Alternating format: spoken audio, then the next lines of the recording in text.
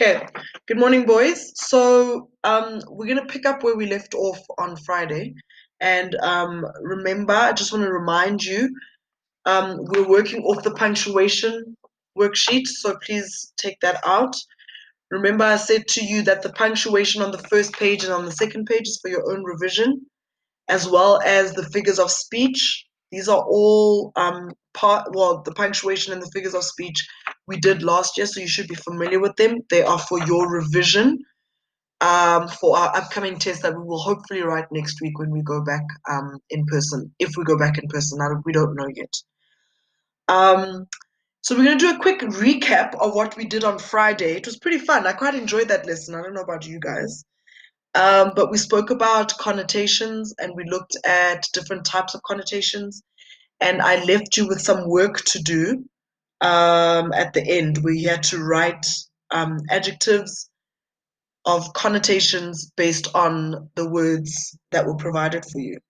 So I'm going to cold call and we're gonna discuss and we're gonna talk about the answers that you came up with. Yeah, and then we're gonna go through it. Okay. Yes, Seth. Yes.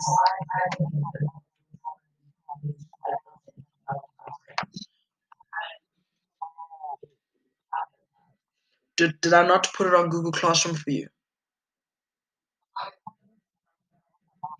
Let me just double check. I've got new material that I put up on the 22nd, grade 9 language. Yeah, it's on Google Classroom. It's the last thing I put up on Friday. Okay. Right, so we're gonna look at some of the answers. I think we did look at voluptuous. So when I call your name,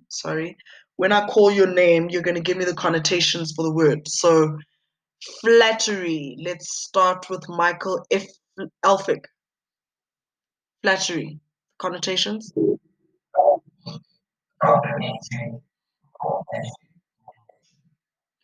Okay, okay, don't give me, remember, you're not giving me similes for the words. You're giving me the connotation. So that's two different things. When you're giving me the connotation, you're talking about the feeling. Remember, if we go back to the definition, you're going back to the feeling that we associate with the word. Do you want to try again? So, what feeling do you associate with flattery?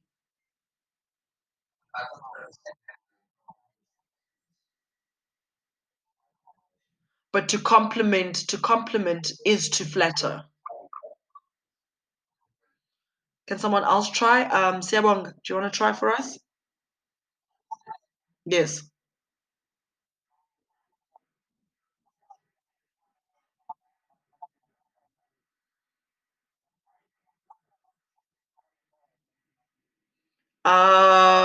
Nicola? Nicola, not Nicolo. Truda.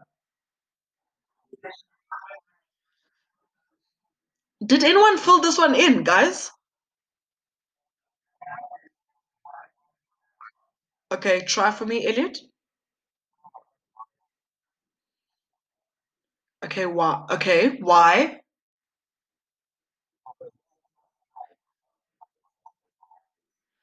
Yeah, so, yeah.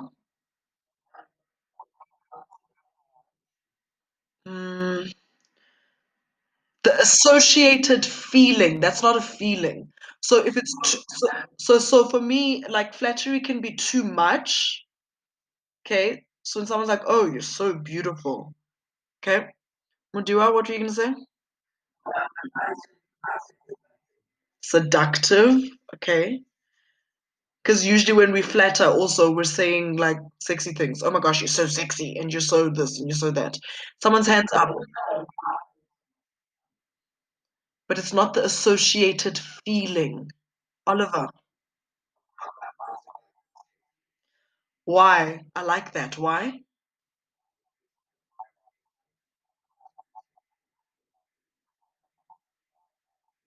Right? And often people will flatter you because they're trying to soften you up to get something else. So you could even say false. What is the other one you said, Oliver? I hope you guys are writing these down. Oliver, sorry, what did you say? Okay, deceptive, false. Okay. I like those two. All right. Uh, who else is speaking? Okay. Praise. Ricky, do you want to try?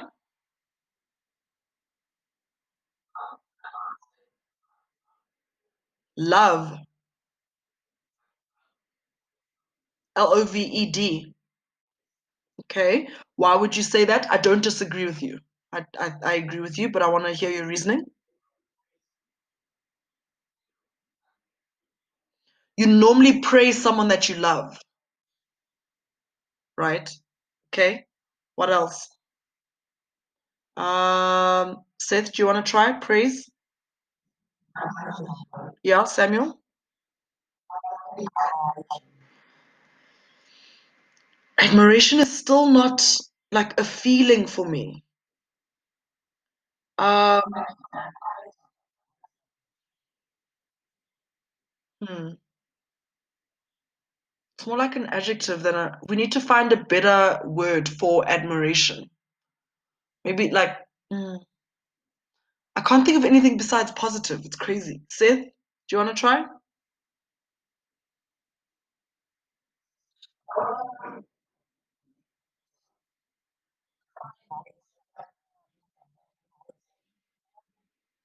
That's also not a feeling though. Oliver's your hand still up?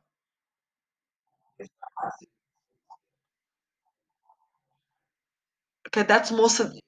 Yeah, I think because you said the one is false, and you said it was deceptive, then the other becomes a little bit more sincere. Mm. Maybe if we're gonna say sincere, maybe we're gonna say honest. Okay. Admiration. See, admiration for me feels more like a synonym than the feeling or the idea you get off like when you see the word.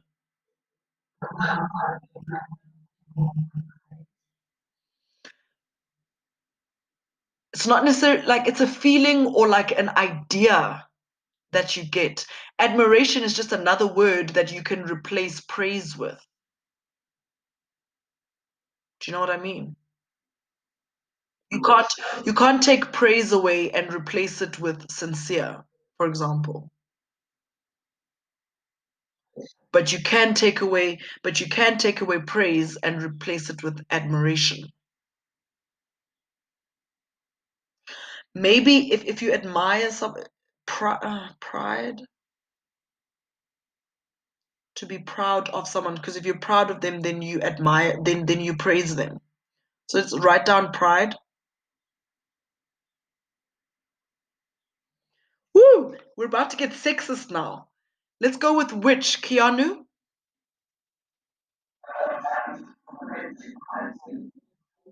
Yeah. Scary. Okay. Wicked. That's the same as evil, but it works. Yes, wicked. Let's see. Wizard. I want to just out of interest. Nicholas. Wizard.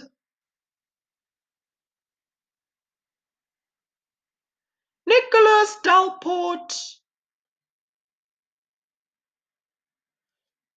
I don't think Nicholas Dalport is here in real life. Samuel, you raised your hand.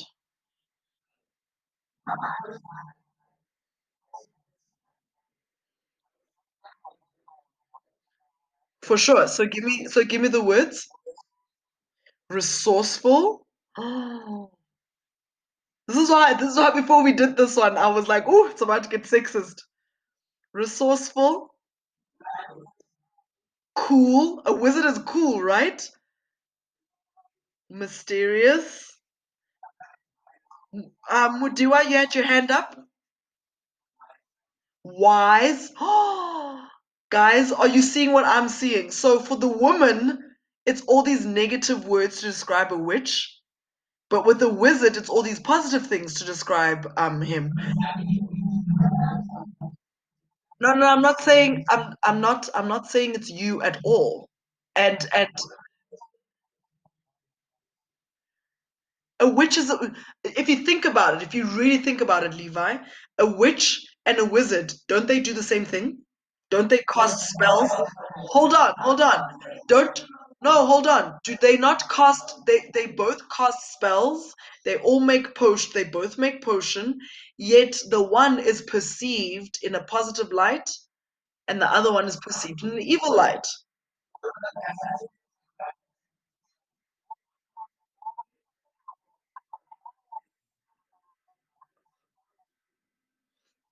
It just goes to show how like society is set up, that like, and I can never say this enough, but like the rules for men and women are completely different. And exactly, society.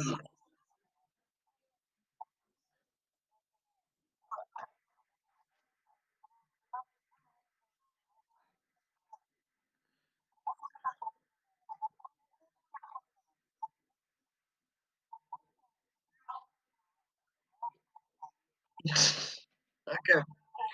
Let's move on. It's just listen, it's not anybody's fault but society.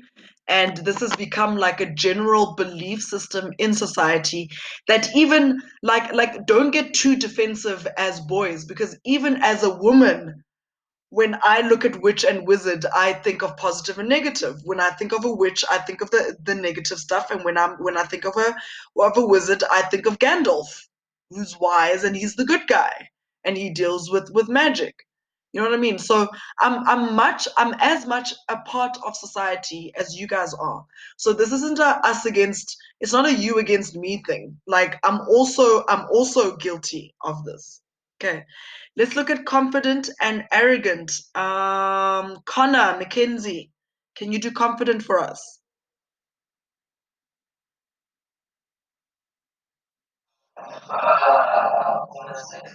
Optimistic. Okay, but you're kind of looking at synonyms now. What do you associate with being confident?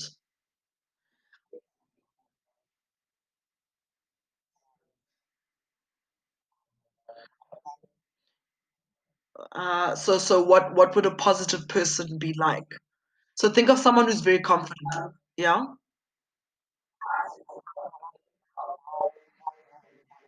Right. Okay. So talkative, friendly, someone who's outgoing, someone who's hmm?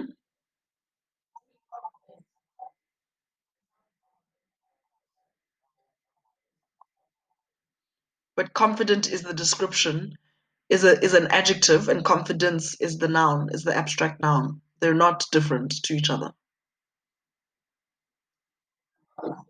Yeah, it's just using them in different ways. So confident would be someone who's talkative, someone who's bold, someone, yeah, proud of the, yes, like very proud. And it's crazy. Like proud is one of those words that we can look at negatively and positively, and sometimes it works positively and sometimes it works negatively. Arrogant? Yes, Samuel. Give it. Self-assured. Yes.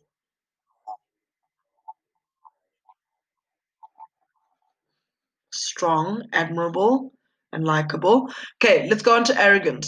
Michael Jack.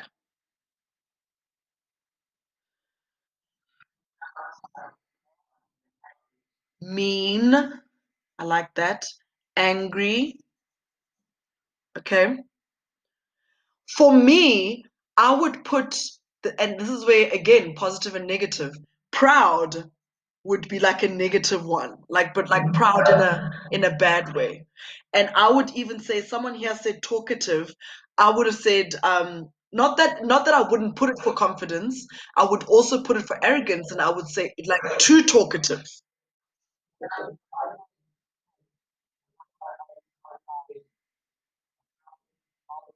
There you go, loud. boastful. Yeah, yeah, yeah, that's true. Okay, I like those. All right, let's look at the next ones. Siyabonga, can you help us with police force? Okay. Yeah. What about aggressive? Mm-hmm. Uh, it's the connotation. It's literally the connotation. So how you refer, so in the same way that we would refer to someone as confident and the same person as arrogant. And I'm sure in this room, in this classroom, there are certain people that some of you would think of as confident, but then others would think of as arrogant. If you take like a simple example, you can take Ronaldo for example, purely because I don't have any other person. Some people here in this classroom would think that he's arrogant, but other people would think that he's confident because he's so good at what he does. Very fine line. Very, very fine line. This is why this exercise, if you read the top again, words that are almost synonymous, they're almost the same. They mean almost the same thing. So yes, Samuel, there's a very, very fine line between the two. Okay. So if we're talking about the police force, we can talk about aggression, we can talk about powerful, we can even say arrogant, we can say dangerous.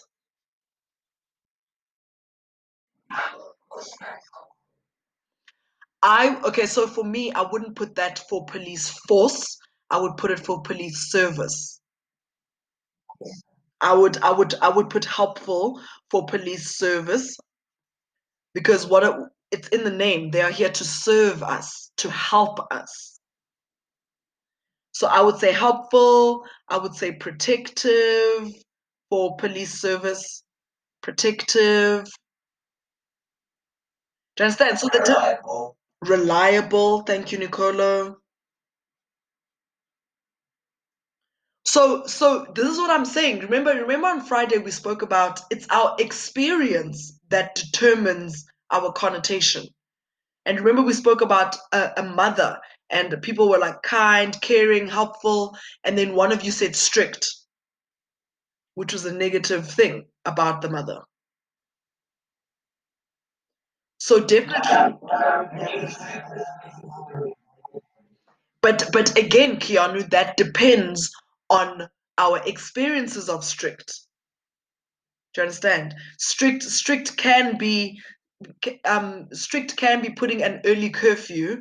Strict can also be you're not allowed to leave your room. You must stay in your room the whole day. And you must do your homework. That's strict.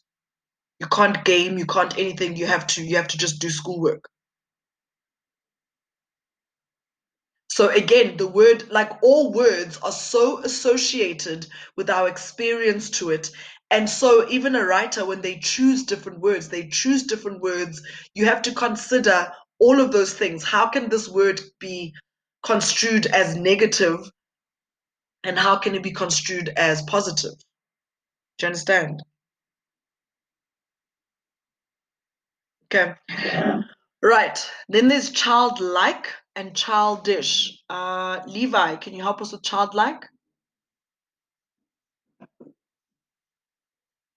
Levi!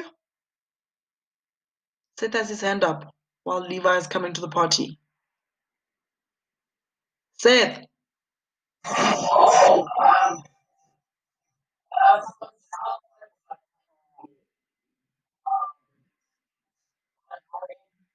Mm, okay.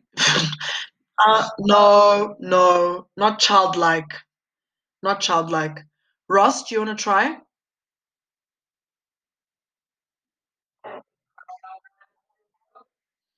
No, guys, you guys are swapping this around. Ethan, you had your hand up. Ethan! Yes. Oh, Samuel, your hand is up.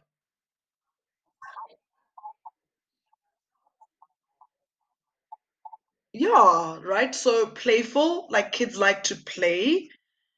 Nicolo.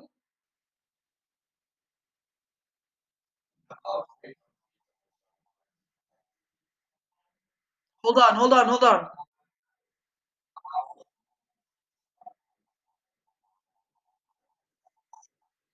It's basically the same thing, but it's not. So playful. I said innocent, okay, or naive. Right? So you're like a child. So childlike is very sweet, very playful, very innocent, whereas childish is what Seth was saying. If someone is being childish, then they're annoying, um, they're like rude maybe. Nicola?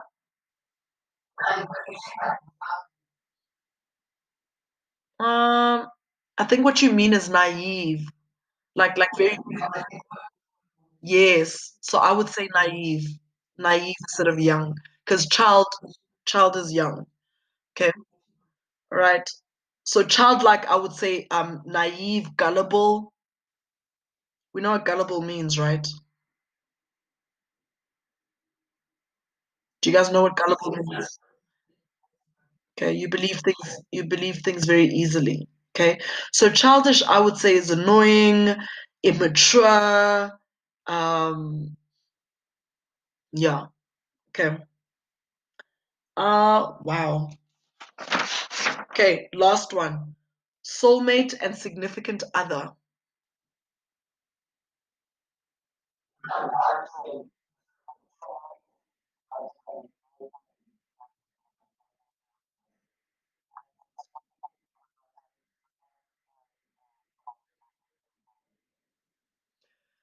What do you notice about the two different ways that you described it? You described a boyfriend and a girlfriend, and then you described like anybody else.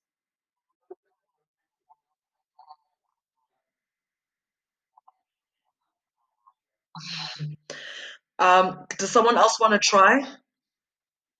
I want the actual connotations. Nicola?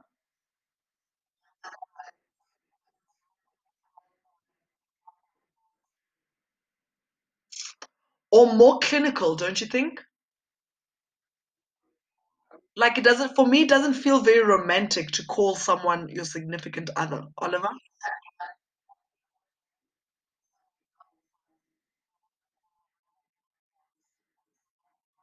Mm. Okay, so let's write down private. Oliver? Yes! Cold. I like that. What was the second word? It's a fact, right? It's a fact. Like it's just it's a fact. And I like Keanu said it could be anybody, like it could be like your next of kin. It's very so for me the first word I thought of was clinical. When something is very clinical, it's not warm, it's not loving, there's no romance in that. It's very distant. Okay. Whereas soulmate is warm, it's more loving, it's more like romantic.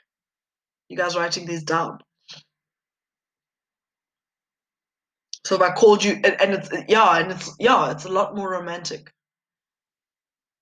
and warm and loving. Yes.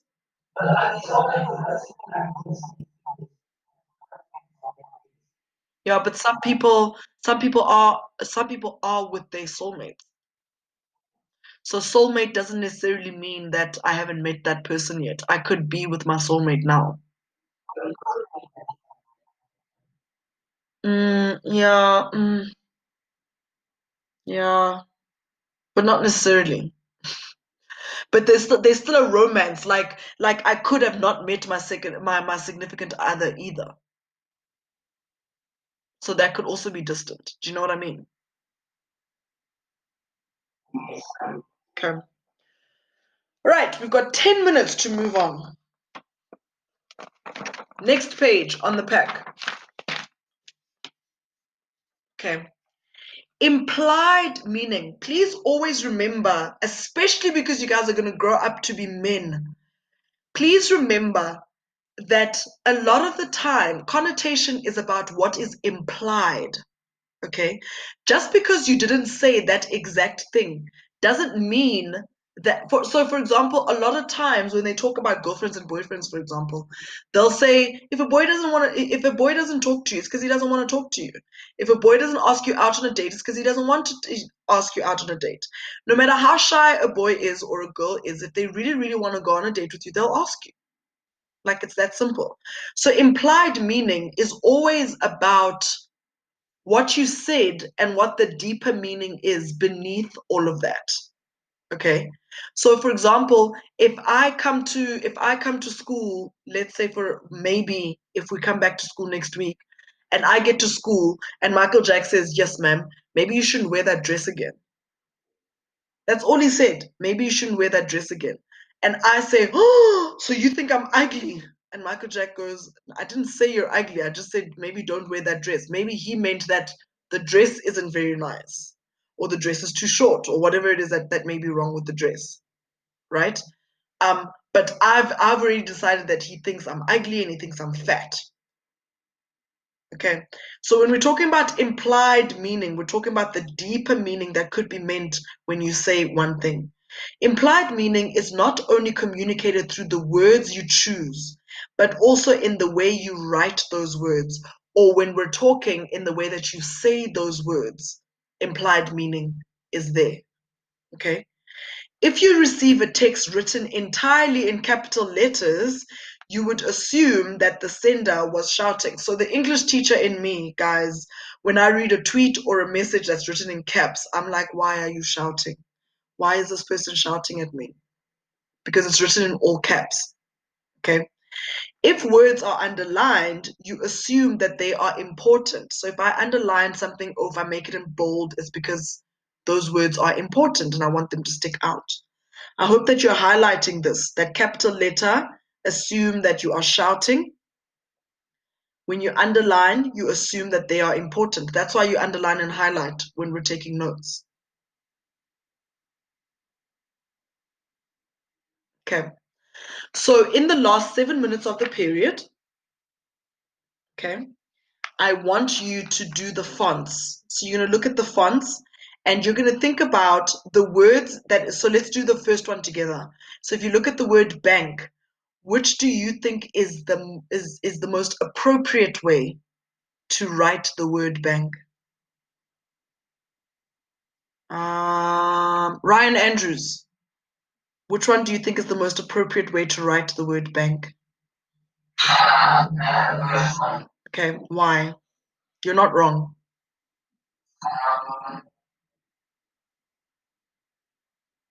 You can you can talk about what's wrong with the others.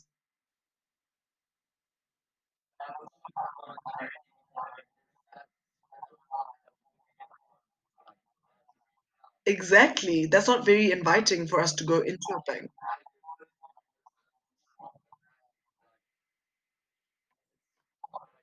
Yeah, it, yeah, exactly. Professional. So the first one looks a lot more professional than like the second one, which is like a horror, where it's written with blood. It's written very casually. It's written very fast. So we wouldn't use that one to refer to a bank. And the next one just looks fancy. Like it looks like it's been written with chalk, actually, which makes it look childish. And and a bank is quite serious. And then the last one still looks a little bit formal, but it looks kind of artistic and fancy, like artistic. And that's not really what we go to the bank for, and that's not what we associate the bank with. Okay. So you're gonna do the rest for me. There's 5 more in this period.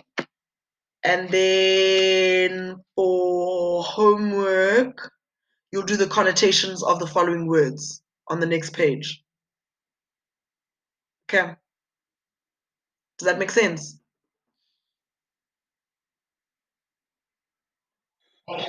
Okay, so get started, please.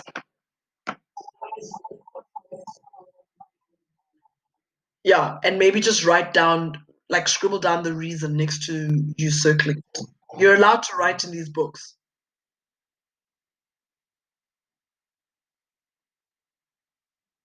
Okay, everybody understand what they need to do? So sure thing. So you're going to choose which font is appropriate, and then for homework you're going to do the connotations for the 5 words in the on the next page. I'm just doing that for the recording. You're doing it for homework.